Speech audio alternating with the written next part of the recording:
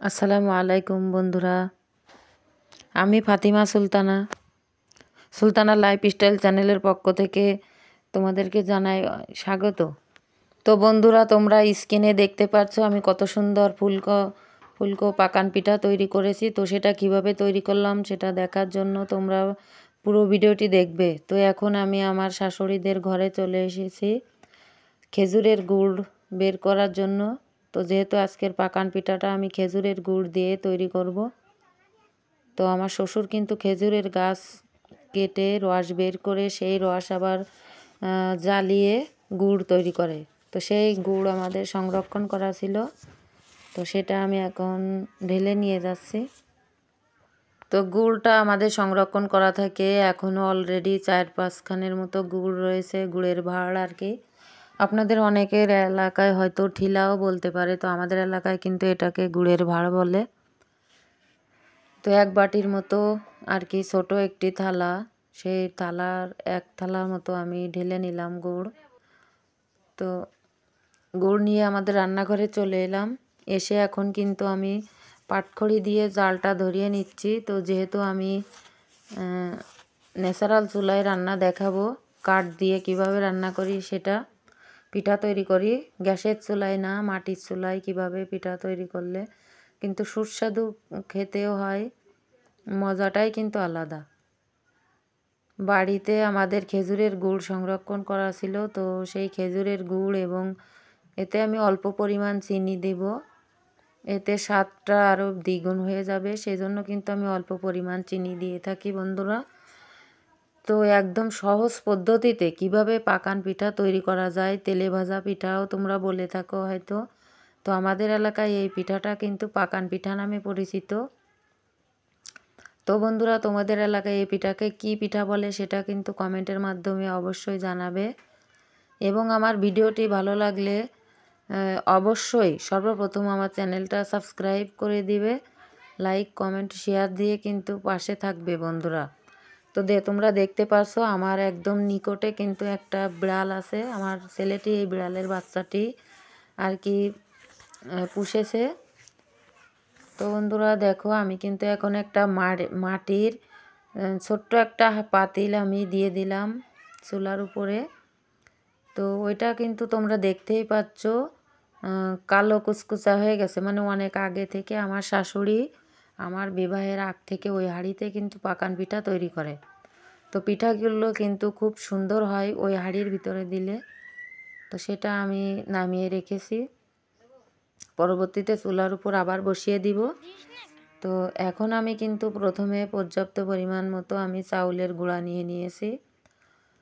তো বন্ধুরা, তোমাদের যেমন পিঠার পরিমাণ যেমন হবে চাউলের গুঁড়াও কিন্তু তেমন নিতে হবে। তো আমাদের বাড়িতে অনেক লোক, সেজন্য আমাকে অনেক পিঠাই তৈরি করতে হবে। তো আমাদের বাড়িতে আমার শ্বশুর শাশুড়ি, আমার দেবর, আমার জায়ের 2 মেয়ে, তো আর কি বড় ফ্যামিলি বলতে পারো। তো আমি যে উষ্ণ গরম পানি করে রেখেছি হাঁড়িতে, সেটা কিন্তু এখন আস্তে আস্তে চাউলের গুঁড়ার ভিতরে দিয়ে হাত দিয়ে যেন মাখানো যায় তেমন গরম কিন্তু করতে হবে, অতিরিক্ত গরম হলে কিন্তু পিঠাটা ভালো হবে না। তো তোমরা দেখতে পাচ্ছ আমি কিন্তু এখন হাত দিয়ে ভালোভাবে সেই যে উষ্ণ গরম পানি সেটা কিন্তু চাউলের গুঁড়ার সাথে ভালোভাবে মিশিয়ে নিচ্ছি। তো আমি কিন্তু পানি অল্প অল্প করে অ্যাড করছি বন্ধুরা, তোমরা কিন্তু একবারে অ্যাড করবে না, একবারে পানিটা দিলে কিন্তু কম বেশি হয়ে যেতে পারে, বেশি হওয়ার সম্ভাবনা থাকে, সেজন্য অল্প অল্প করে দিয়ে অল্প অল্প করে নাড়া দিয়ে আমি কিন্তু একটা আটার ডো তৈরি করব। তো দেখো আমার কিন্তু অলরেডি আটার ডো প্রায় তৈরি হয়ে গেছে। তো প্রথমেই কিন্তু আমি বলেছি আমাদের ফ্যামিলিতে একটু লোকজন বেশি, সেই জন্য আমি একটু বেশি পরিমাণে আটার ডো তৈরি করে নিচ্ছি।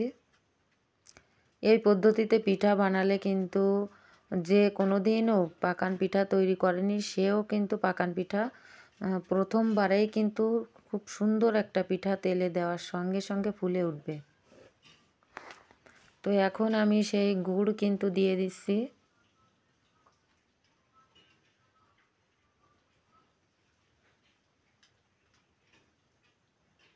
তো ভালোভাবে হাত দিয়ে প্রথমে সেই আটার যে একটা ডো তৈরি করেছি সেটা কিন্তু হাত দিয়ে ভালোভাবে মিক্স করে নিতে হবে গুড়ের সঙ্গে। তো যেহেতু আমি অল্প একটু চিনি দিব স্বাদ বাড়ানোর জন্য, বেশি স্বাদটা যেন দ্বিগুণ হয়ে যায়, সেই জন্য আমি একটু পরিমাণ চিনি দিয়ে দিচ্ছি গুড়ের সাথে। তো হাত দিয়ে প্রথমে একটু মিশিয়ে নিয়ে তারপরে কিন্তু অন্য যে একটা পিঠা তৈরি করা, এই যে তোমরা দেখতে পাচ্ছ, তা আমাদের এলাকায় ওটাকে কিন্তু ওড়ং বলে। তো ওড়ং দিয়ে আমি দেখো কিভাবে ঘুটিয়ে খুব সুন্দর পিঠা, তো পারফেক্ট পিঠা তৈরির যে একটা গোলা, সেই গোলাটা কিন্তু আমি তৈরি করে ফেলেছি বন্ধুরা, তোমরা কিন্তু দেখতেই পাচ্ছ। তো দেখো আমি কেমন পাতলা কিংবা করেছি।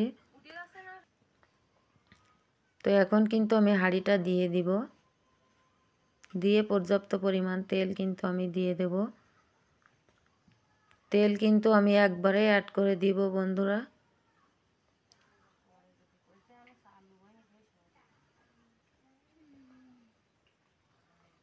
তো এই মাটির হাঁড়িতে পাকান পিঠা তৈরি করে তোমরা কে কে খেয়েছো প্লিজ কমেন্টের মাধ্যমে বলবে।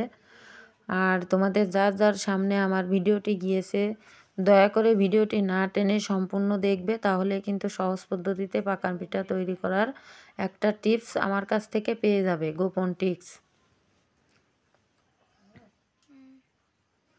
আর ওপাশে দেখো আমাদের বিড়ালটা চুলার একদম পাশে বসে আছে। তো বিসমিল্লাহ বলে প্রথমবার আমি কিন্তু পিঠার যে গোলাটা সেটা কিন্তু তেলের ভিতরে দিয়েছি।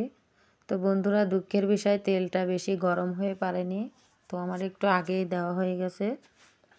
তো যাই হোক, প্রথম পিঠাটা তেল গরম হয়নি বেশি, সেজন্য বেশি একটা ভালো হয়নি। তো পরেরটা দেখাবো কেমন হয়। এবার কিন্তু দ্বিতীয়বারের পিঠাটার গোলা দিয়ে দিলাম তেলের ভিতরে। তো তোমরা কিন্তু সাথে থেকো বন্ধুরা।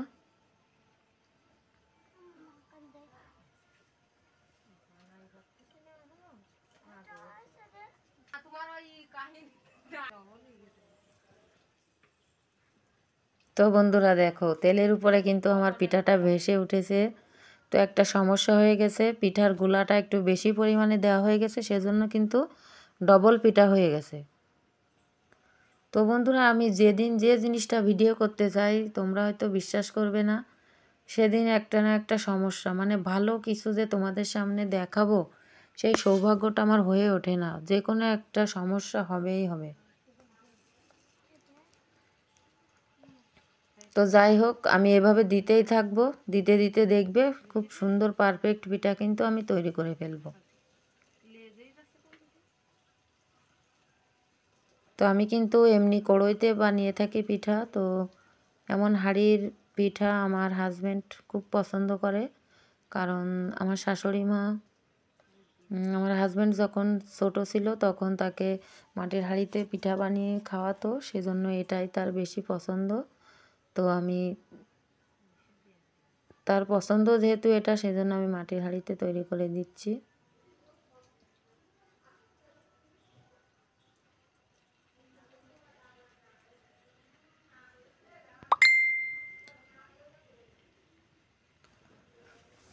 তো বন্ধুরা এখন কিন্তু খুব সুন্দর পিঠা তৈরি হচ্ছে।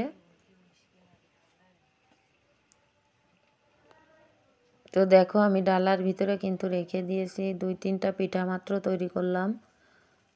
তো যেহেতু আমি পিঠা বানানোর ভিডিও দেখাচ্ছি, সেহেতু কিন্তু বেশ কয়েকটা পর্যন্ত পিঠা বানানো আমি তোমাদের সাথে শেয়ার করব বন্ধুরা। তো আমি আবারও বলছি, আমার চ্যানেলটা যদি তোমাদের, আমার চ্যানেলের ভিডিও যদি এতটুকু তোমাদের ভালো লেগে থাকে তো প্লিজ আমাকে সাপোর্ট করবে, কারণ আমি কিন্তু অনেক আশা নিয়ে ইউটিউব জগতে এসেছি বন্ধুরা। আমি আগে একবার চ্যানেল খুলেছিলাম, তো গুগল অ্যাকাউন্টে কি একটা সমস্যার কারণে আমার চ্যানেলটা বরবাদ হয়ে গেছে। তো আমি আশা করব তোমরা আমাকে সাপোর্ট করবে। তো এবারও কি হলো আমার সাথে দেখো বন্ধুরা, আমি কিন্তু কথা দিয়েছি ভালো পিঠা উঠিয়ে দেখাবো, তারপরে ভিডিও শেষ করব। তো তোমরা আমার সাথেই থেকো। এই পিঠাটা কিন্তু বেশি একটা ভালো হয়নি।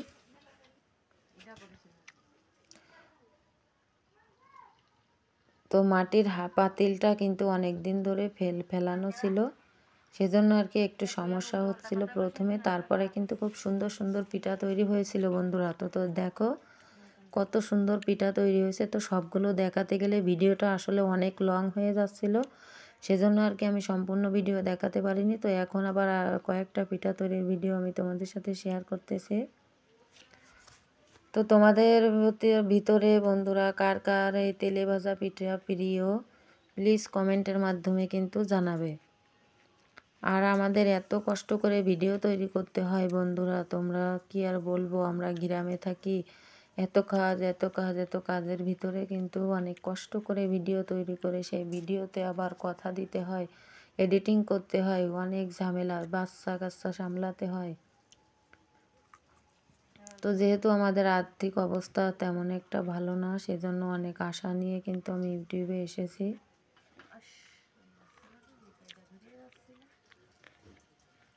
তো বন্ধুরা তোমরা কিন্তু ভিডিওটা দেখে ভালো লাগলে অবশ্যই একটা লাইক দেবে ভিডিওতে এবং একটা সুন্দর গঠনমূলক কমেন্ট করবে। কমেন্ট করলেই কিন্তু আমি রিপ্লাই কমেন্ট করে দিই। তো বন্ধুরা দেখো তোমরা কত সুন্দর ফুলকো ফুলকো পিঠা তৈরি হয়েছে, ফুলকো ফুলকো পিঠা। তো আমার চ্যানেলে কিন্তু অনেক বিষয়ে গরুর বিষয় ভিডিও দেওয়া। আজকে পর্যন্ত আল্লাহ হাফেজ।